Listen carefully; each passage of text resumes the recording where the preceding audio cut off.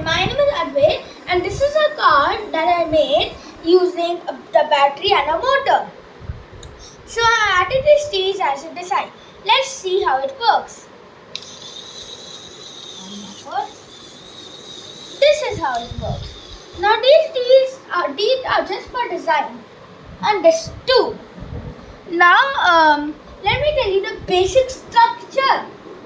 So the structure is this. I added these two tectonic plates to the tectonic plates. Tectonic are different.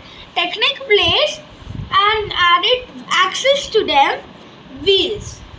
And then I connected the motor and attached a small gear to the axle that which connects the motor. Then I added a big gear here so that the wheels move. So this is how it works. Only the back wheels get power. This is called a two-wheel drive. So yeah, basically this is how it works. So I hope you enjoyed this video. Please like and share this video with your friends and family. And if you want to see more of my videos, all you have to do is click on that red button with the subscribe button and turn on it.